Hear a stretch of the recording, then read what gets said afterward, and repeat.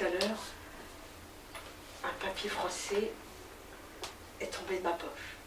Je continue mon chemin sur une trentaine de mètres et puis finalement j'ai fait demi-tour, je suis revenue sur mes pas.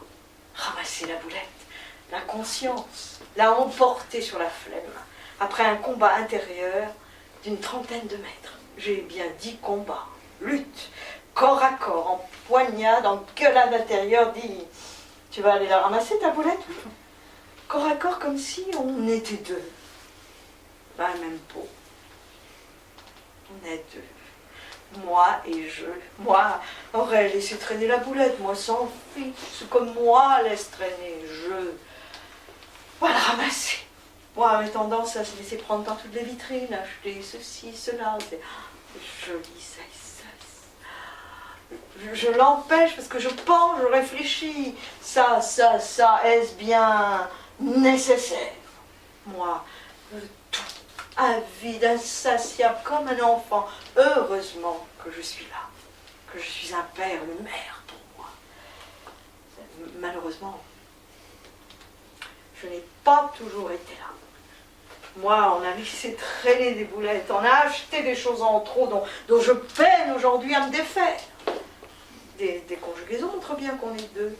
Je me promène, je promène. Moi, il va n'importe où.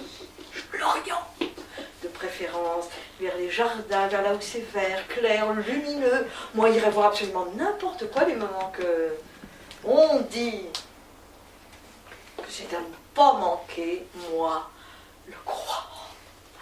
Elle ne marche pas, elle court, aurait dit maman.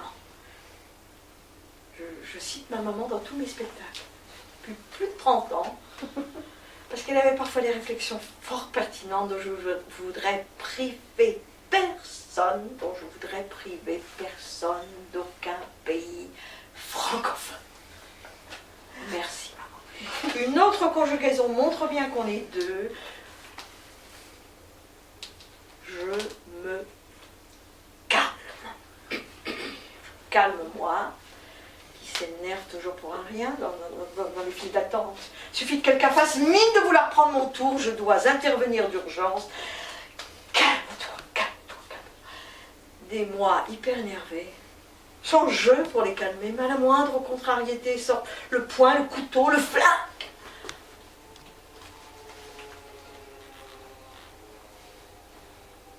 Je suis rentrée mécontente de moi cette nuit. On ne sortira plus, me suis-je dit, ai-je dit à moi, qui a bavassé toute la soirée. Je n'ai rien pu dire. Je m'entendais me vanter, me plaindre, critiquer le monde, mais tais-toi, non, mais c'est n'importe quoi, arrête. Moi, n'entends pas. N'écoute pas la petite voix que je suis. Je n'insiste pas. C'est vrai qu'au bout d'un moment, dans ces cas-là, ça va. Je disparaît complètement et moi continue son cinéma. C'est à ce moment-là que, là où l'une d'entre vous pourrait se demander, mais depuis le début, là, vous êtes qui? C'est votre moi ou votre je qui nous parle? C'est une excellente question à laquelle je vais répondre. Alors depuis le début, je vous parle de moi. De mes ennuis, de mes désaccords avec moi. Autant je peux parler de moi, autant moi est incapable de dire qui je suis. Moi ne sais pas qui je suis. Moi et le visage pâle. Dont je suis l'Indien. Et le visage pâle ignore à peu près tout de l'être dont il occupe le territoire. Moi et le petit trou de serrure, le petit Judas, à travers lequel je perçois très très étroitement, très très partiellement, très très obscurément, très très faussement le monde. Moi je ne peux pas vivre sans moi. Ici-bas sur terre c'est impossible. Moi fournis les bras, les jambes, les yeux, les oreilles, la bouche. Que serait-je sans moi? Pour en revenir à la soirée d'hier, c'est moi qui avais voulu y aller. Je n'y tenais absolument pas. Et c'est toujours pareil, chaque fois que je me laisse entraîner par moi, c'est la cata. On finit pas les mots, on n'a pas le temps. Quand je décide, C'est beaucoup mieux. Je décide après mûre réflexion. Moi, non. Moi, agis par pulsion.